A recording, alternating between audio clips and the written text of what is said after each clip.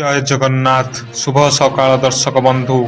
ଚାଲନ୍ତୁ ଆଜି ଦିନର କିଛି ଗୁରୁତ୍ୱପୂର୍ଣ୍ଣ ଖବର ଉପରେ ନଜର ପକାଇବା।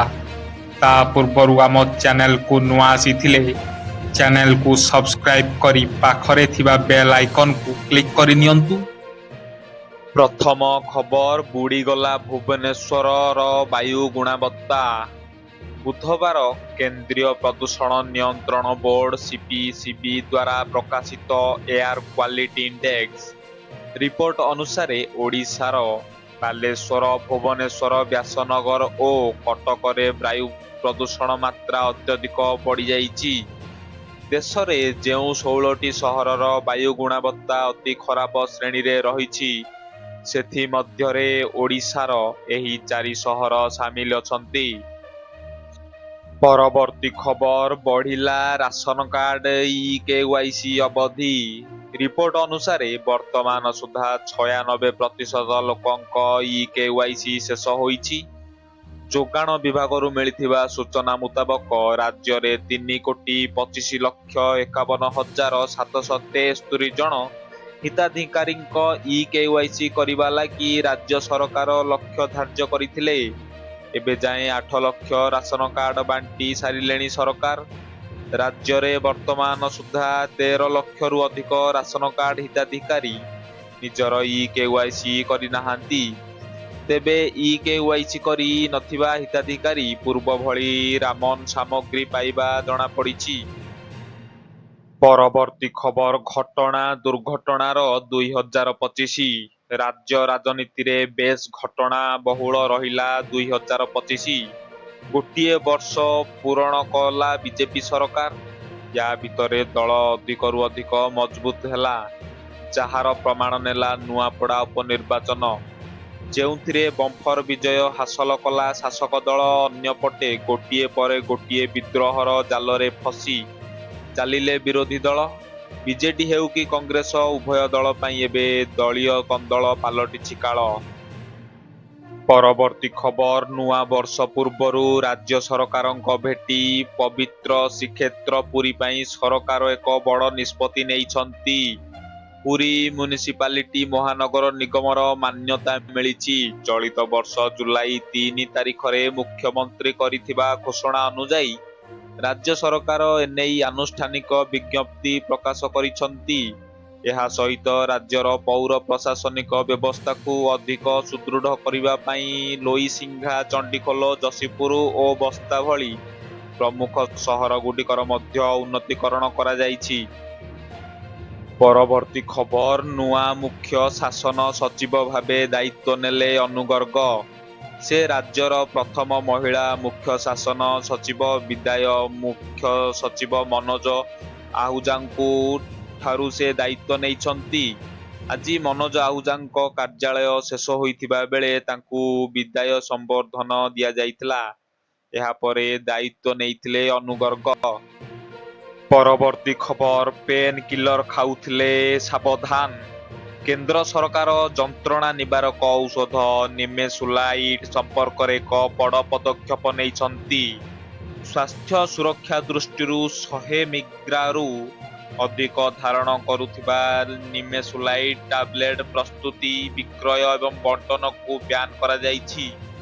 ଏହି ନିଷ୍ପତ୍ତି ଔଷଧ ଏବଂ ପ୍ରସାଧନ ଆଇନ 1944 ଧାରା 26(e) ଅନୁଯାୟୀ ନିଆଯାଇଛି।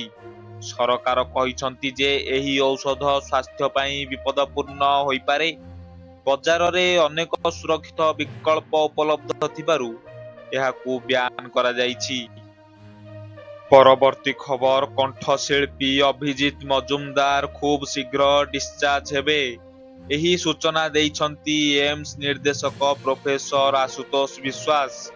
ବିପଦମୁକ୍ତ ଅଛନ୍ତି ଅଭିଜିତ। ତାଙ୍କୁ ମେଡିକାଲରୁ ଘରକୁ ନେବା ପାଇଁ ଯୋଜନା କରାଯାଉଛି। କ୍ରୋନିକ୍ ଷ୍ଟେଜ୍ ଥିଲା, ତାହା ଏବେ ଆଉ ନାହିଁ। 1ରୁ 2 ଦିନ ଭିତରେ ଡିସ୍ଚାର୍ଜ ହେବେ। ଧୀରେ ଧୀରେ ଠିକ୍ ହେଉଛନ୍ତି ଦାଦା। ବର୍ତ୍ତମାନ ସମୟରେ ତାଙ୍କର ଶରୀରର ସବୁ ଅଙ୍ଗ କାର୍ଯ୍ୟ କରୁଛି।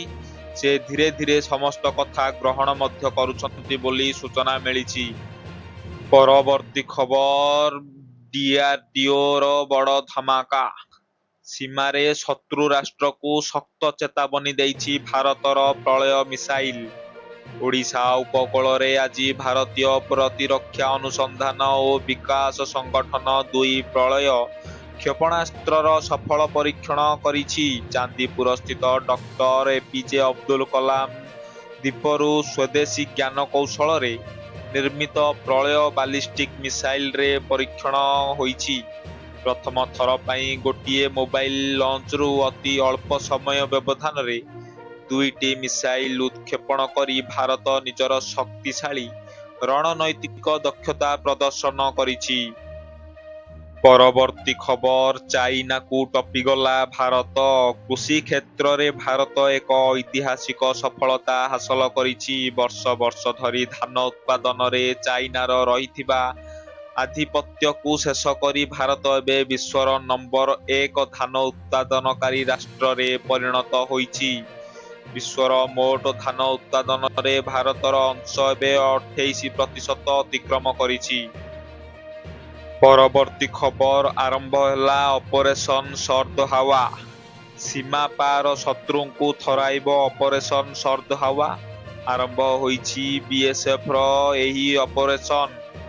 ଜାନୁଆରୀ ଶେଷ ପର୍ଯ୍ୟନ୍ତ ଚାଲିବାକୁ ଥିବା ଏହି ସ୍ୱତନ୍ତ୍ର ଅଭିଯାନ ମାଧ୍ୟମରେ ସୀମାନ୍ତ ଅଞ୍ଚଳରେ ସୁରକ୍ଷା ବଳୟକୁ ଉଦ୍ଭେଦ୍ୟ କରାଯାଇଛି।